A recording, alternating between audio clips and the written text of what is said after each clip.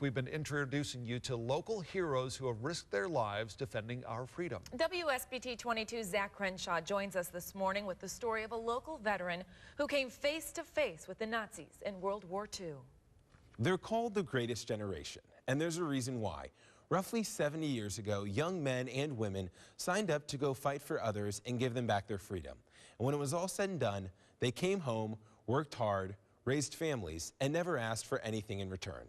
I met Lowell Zentz a couple of months ago at Plymouth High School, and his humility, compassion, and courage are what we admire most about the veterans that serve our country. I can tell you what was German plane and what was American plane. Lowell Zentz remembers World War II, but he's tried not to. But the most of this stuff, I had to put it out of my mind. Even the most realistic war movies can't do justice to what he lived through. Got broke in pretty quick. In his first month, Lowell was walking back to his food line only to find out it had been bombed and fellow soldiers killed. I wasn't going there just a few minutes. Born and raised near Etna Green, Lowell found himself face to face with Nazis of all ages. He was about 8 or 10, and I was searching him, and whoop, here's a lump of something in his pocket, and I thought it was a grenade, so I very carefully took that out, and here it was, a piece of old black bread. And so I just give it a throw. The kid started crying.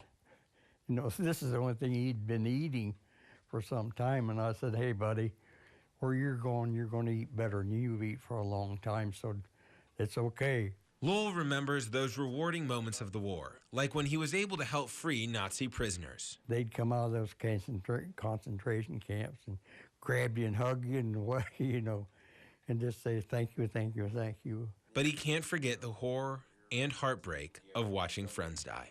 What was rough was, he said, I want my mom.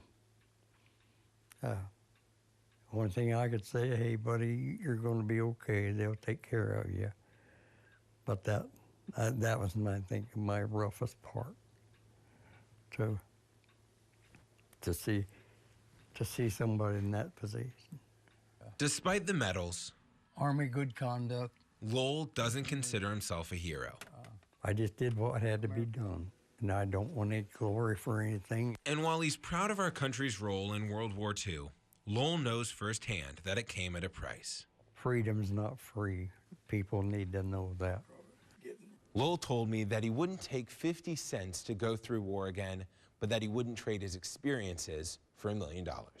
In the studio, Zach Crenshaw, WSBT 22 News. And he really touched on something we've seen in all our veterans, just how humble they are about what they've done. Yeah, they really downplay it, and it's such a big thing, and they try to make it sound like such a little thing, but we know that, like he says, freedom's not free. Yeah. Well put.